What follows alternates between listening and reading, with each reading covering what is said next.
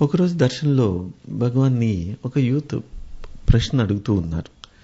భగవాన్, మేము ఎన్నో రకాలుగా మీతో రిలేట్ అవ్వాలని అనుకుంటుంటాము, కానీ మీరు మాతో ఎలా ఒక బంధం పెట్టుకుంటారు అని. దానికి శ్రీ భగవాన్ చెప్తూ ఉన్నారు, ఉదాహరణకి మీరు సైకిల్ నేర్చుకుంటూ ఉన్నారు.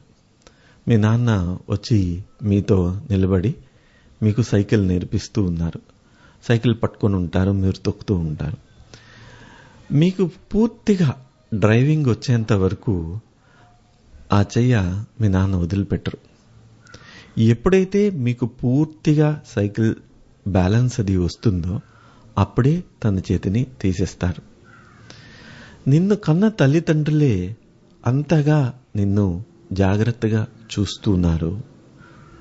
వారికి అంత ప్రేమ ఉంది, నువ్వు గాయపడకూడదు, నీకు నేర్పించాలి అని. అలాగే అమ్మ నేను అంతే ప్రేమని మీ మీద చూపిస్తూ ఉన్నాం.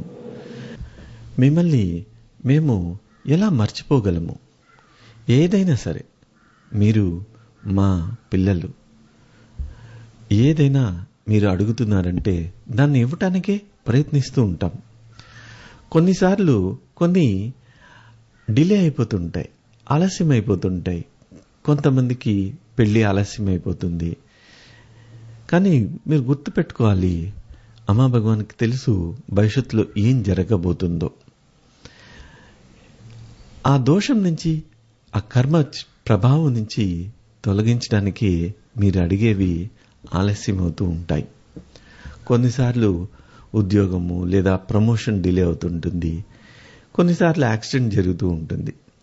పెద్ద విషయాలని, పెద్ద చెడ్డ కర్మని తొలగించడానికి చిన్న చిన్న గాయాలను కూడా ఏర్పరచాల్సి వస్తూ ఉంటుంది. అప్పుడే మిమ్మల్ని మేము కాపాడగలము. ఉదాహరణకి మీరు యాక్సిడెంట్ అవ్వాలి, కాలో చెయ్యి ఇరగాలి అనుకోండి. కిచెన్లో మీరు వంట చేస్తున్నప్పుడు యాపిల్ కోస్తున్నప్పుడు వేలు తెగుతుంది, రక్తం కారుతుంది. ఆ చిన్న గాయం ద్వారా మీకున్న చెడ్డ కర్మని తొలగించడం అనేది జరుగుతూ ఉంటుంది. సో ఇట్లాగా